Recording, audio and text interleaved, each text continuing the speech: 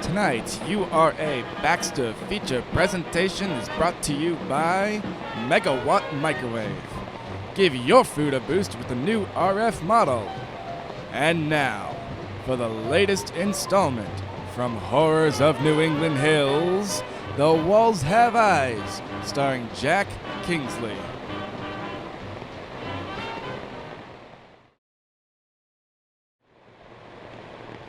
For centuries, man has theorized what a world beyond death might look like. Whether there is or is not a heaven and a hell.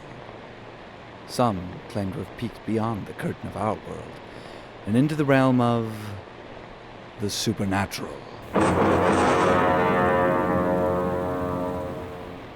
What I am about to share with you, dear listener, may just be one such occurrence.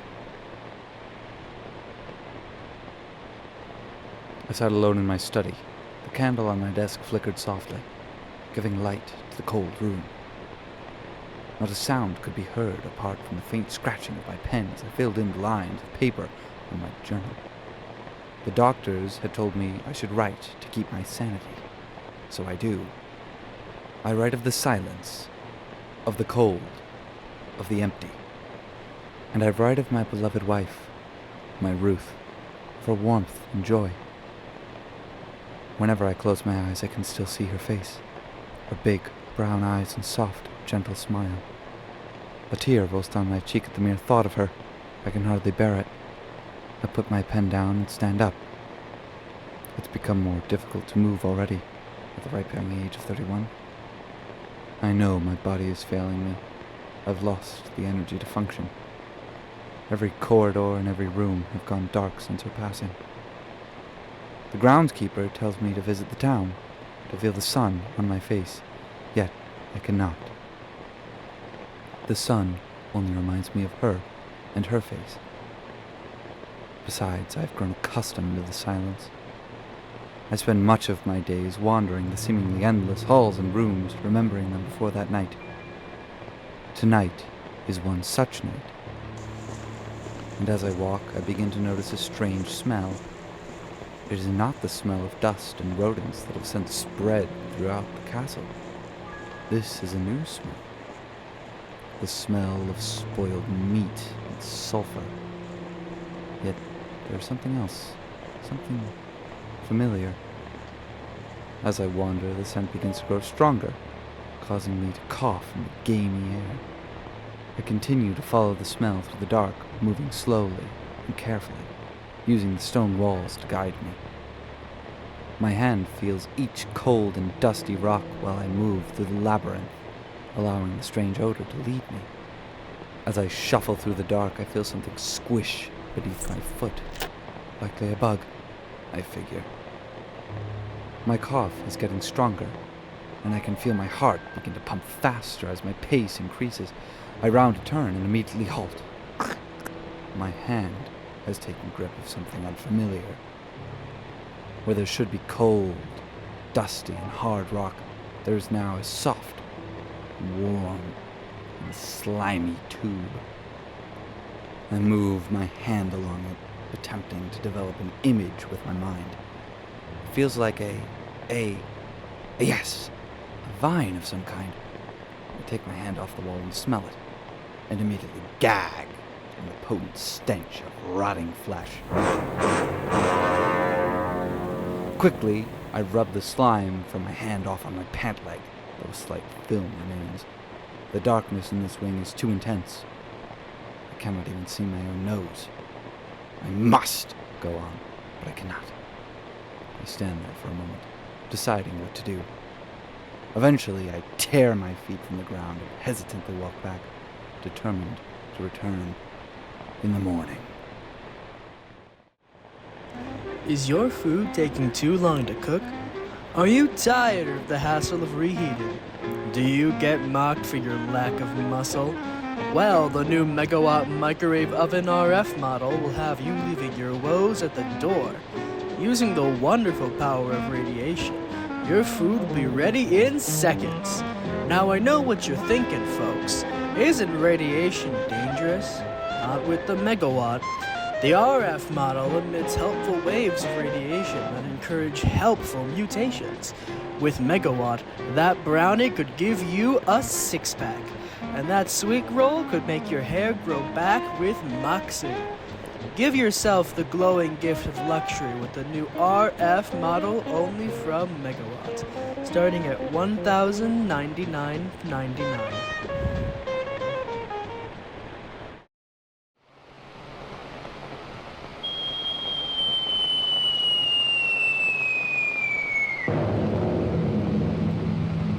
What was that? Am I dead? Is my family dead? Is it the end? The end of the world? The end of humanity? No, you silly jitterbug. That wasn't the sound of mutually assured destruction. That was the sound of mutually assured refreshment. With the brand new Blast Cola, a new tonic created by the McKeith Cola Club. This sweet caramel-flavored soda is guaranteed to lighten up your day and put a little bit of pep in your step. Why, that sounds swell. I think I'll go get some now. An excellent choice, sir. You can find them wherever sodas are sold. Just look for the cola with a blast.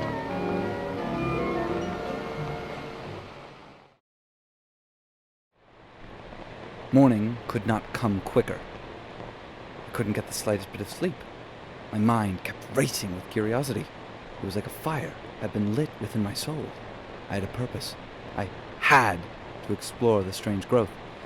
The moment the sun's rays slipped through the bedroom window, I leaped from my bed with a haste my body had not known in years.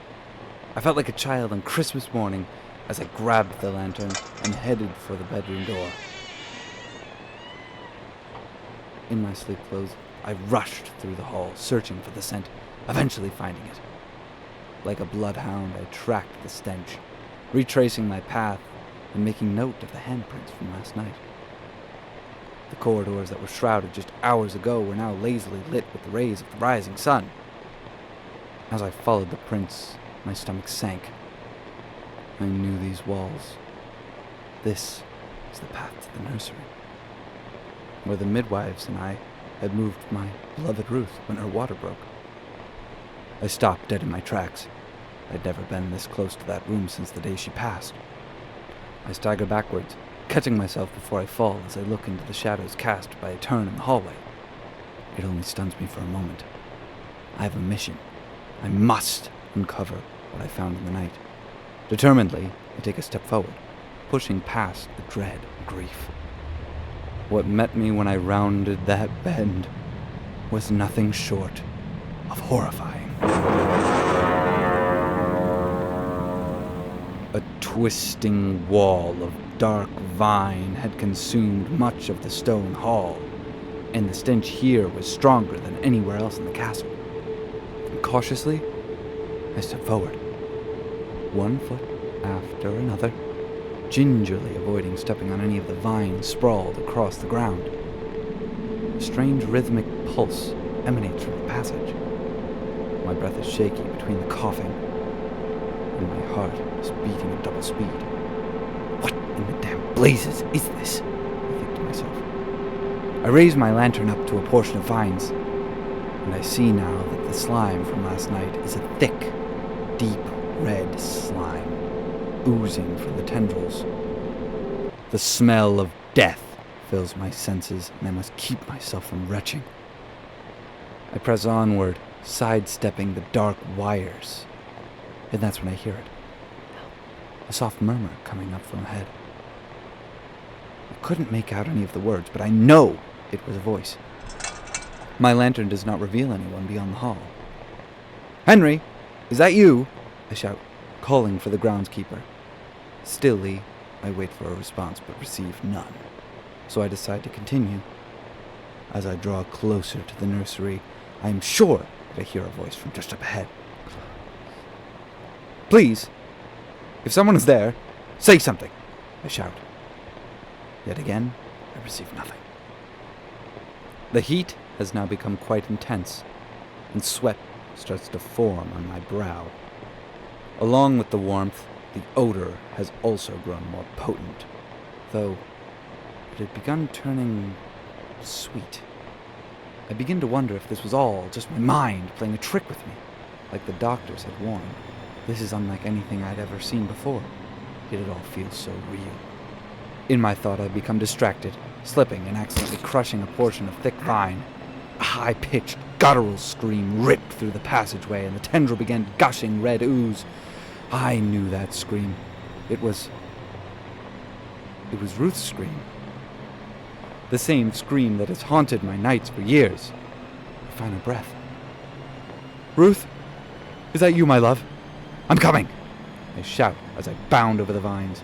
As I draw nearer, the screaming grows more and more intense. I can barely stand it. My eyes fill with tears until I can no longer see, and then it stopped. I wipe the water from my eyes, and am left with nothing but terror. Petrified, I stood in shock, unable to blink or even breathe. The only movement I felt was every hair on my body standing on end. Preceding me is the room where I had lost my wife and newborn son. The vines were at their most numerous here, coating nearly every surface, staining it red. My entire body felt like it was being stabbed by thousands of small needles. The only respite from the heat was a frigid chill that raced down my spine. The sound of a woman crying seemed to emanate from the very walls of the room, and with each sob the room would warm. The room smelled of fresh peach, Ruth's favorite, and such a sweet smell for such a dreadful sight. That's when I saw it. A strange figure protruding from the wall at the far end of the room.